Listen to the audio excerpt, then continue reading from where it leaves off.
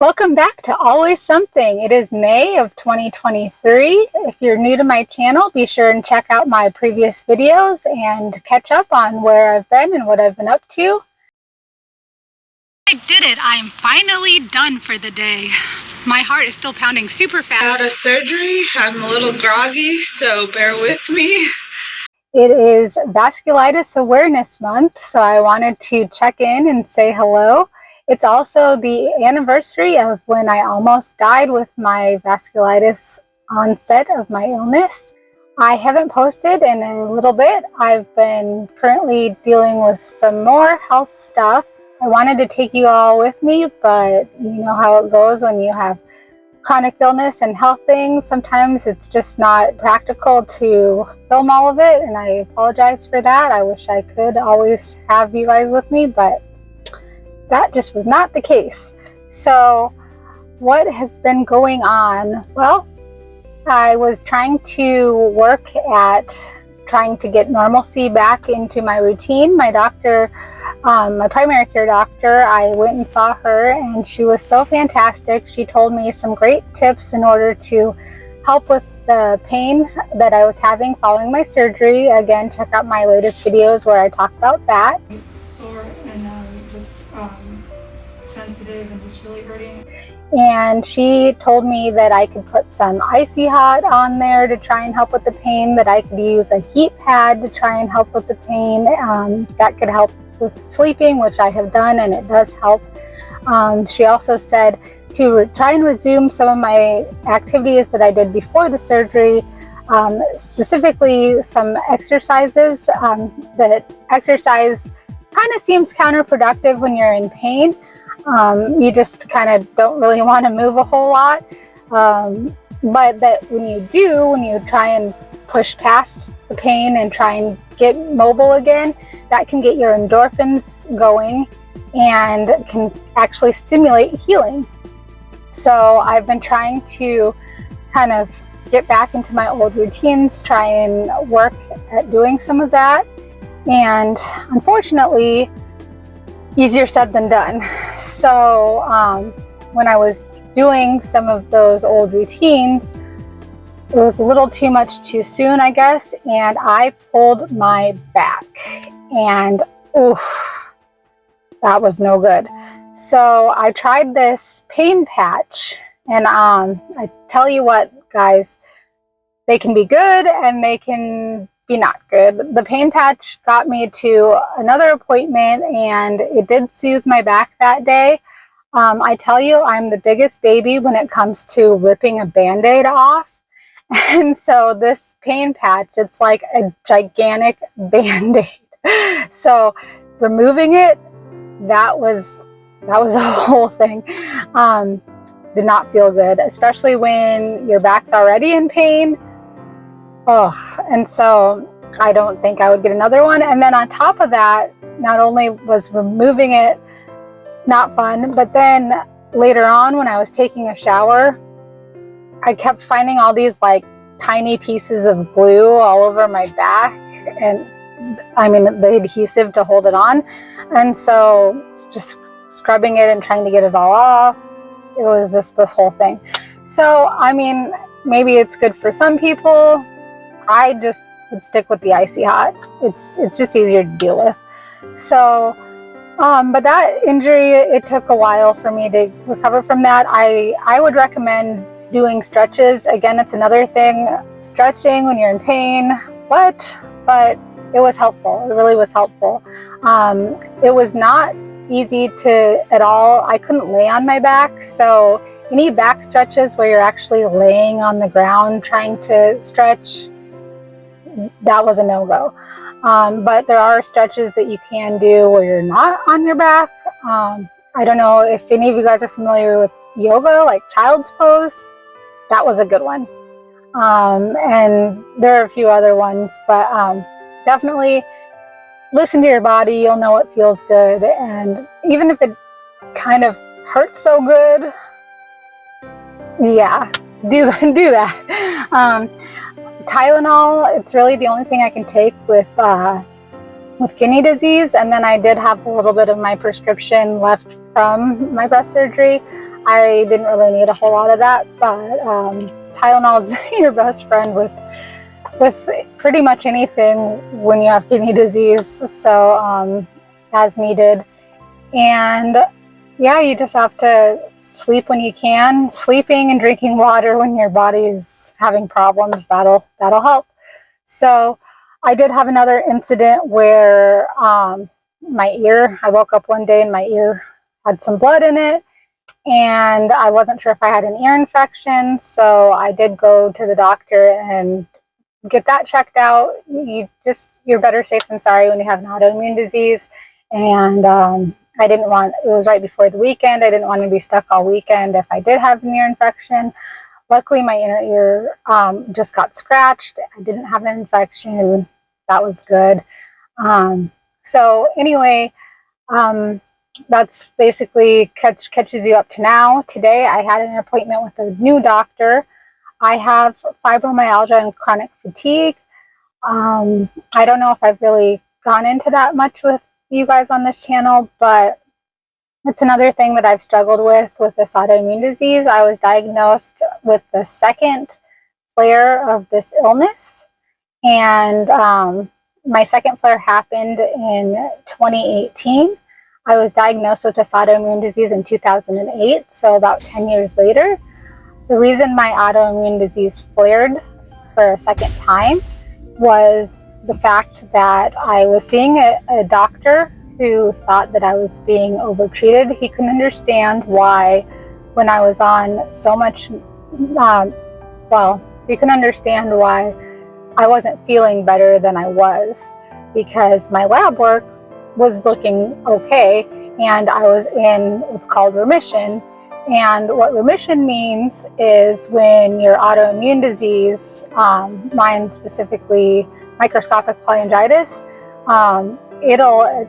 when I got sick, it attacked my lungs and my kidneys, and it caused kidney failure. I was in kidney failure when it attacked, and then my kidneys regenerated. Your kidneys and your lungs can regenerate some. My kidneys, they can't fully regenerate. That's why people will need dialysis and stuff depending on how bad your kidneys are. You can live with one kidney, which is why people can donate a kidney.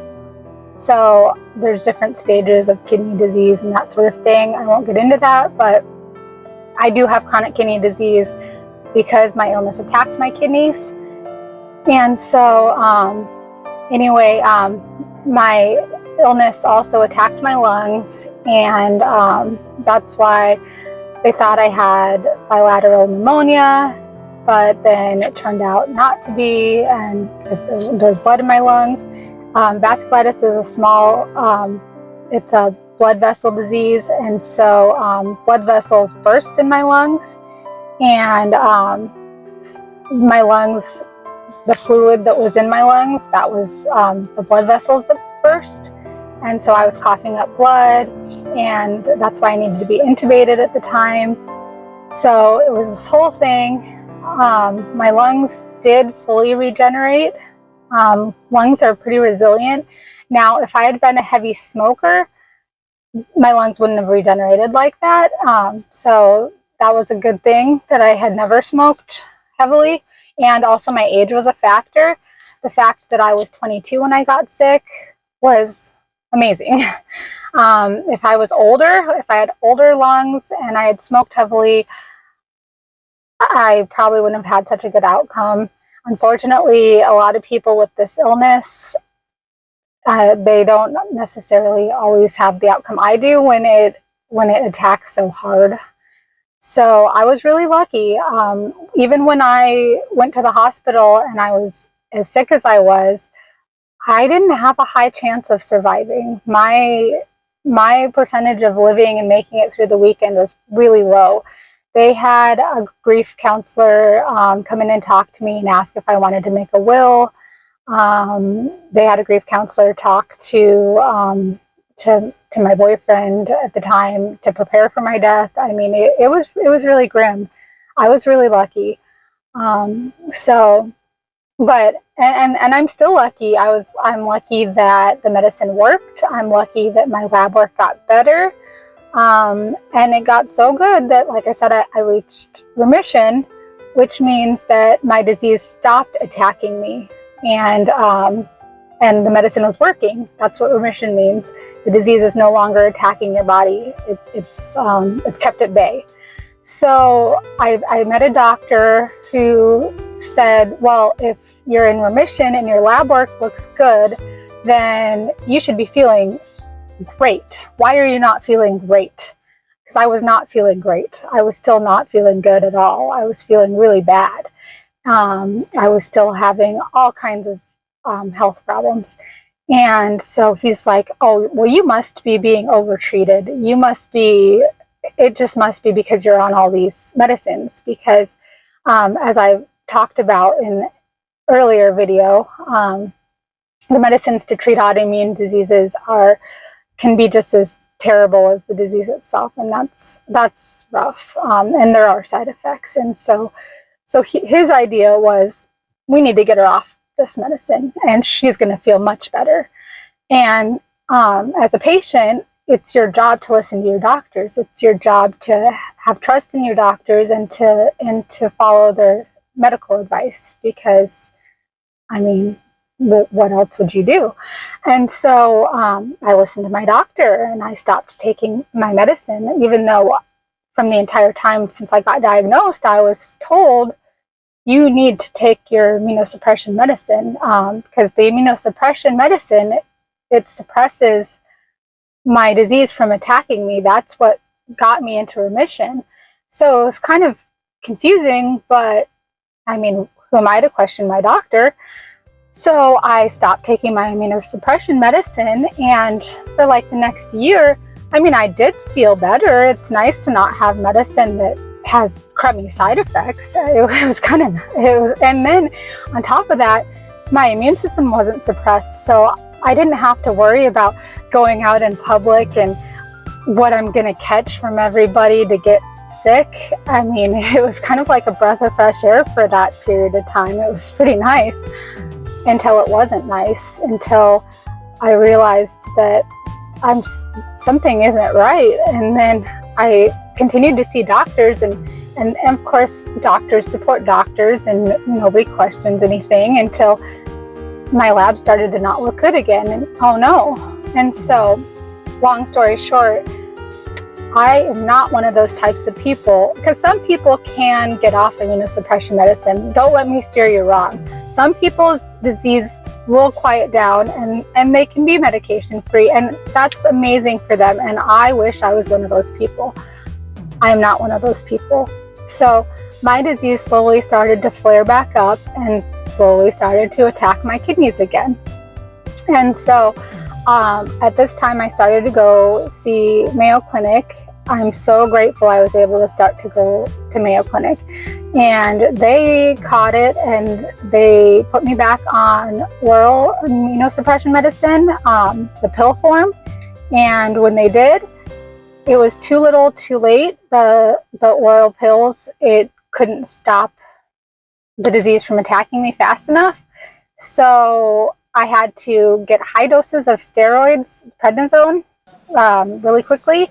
And I had to start my Rituxan infusions, which is the infusions that I took you along with me on my previous vlog.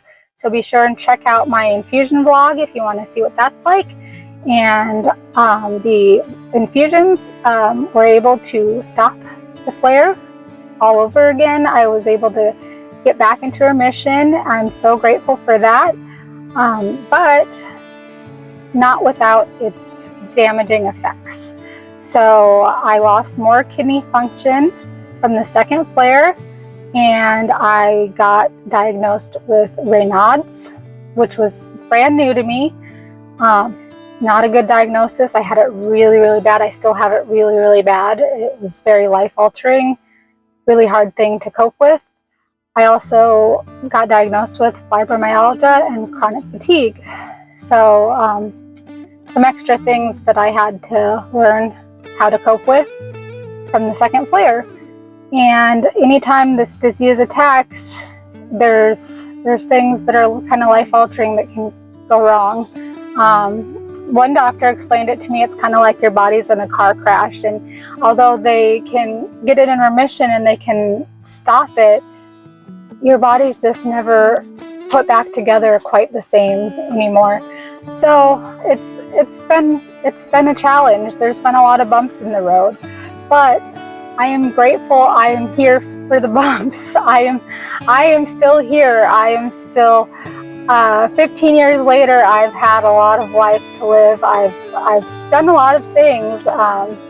You know, there's hard times, but anytime you fall down, there's nowhere to go but up.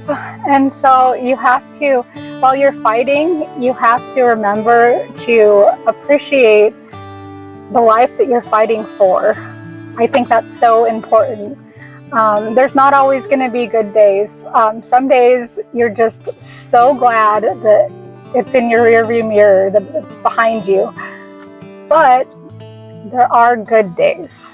And remember that there are good days, and you will work hard for them, and you will appreciate them even more because you worked so hard for them. So this month, especially, the anniversary of when I almost didn't make it, and knowing that not everybody gets to make it when they have something so serious, and knowing that it's Vasculitis Awareness Month, I just wanted to go a little bit deeper into my story, tell you guys a little bit more about it, and let you guys know that it's so important that you guys appreciate every day, because not everybody gets to appreciate each day, and some people are fighting so hard just to get through the day. So with that being said, remember, there is always something worth it on the other side. And thank you guys so much for watching and supporting my channel. I will have more videos for you. I'm sorry they're not all the time, but stay tuned, and thank you for your support. Please like, subscribe, and follow, and we'll see you next time. Bye-bye.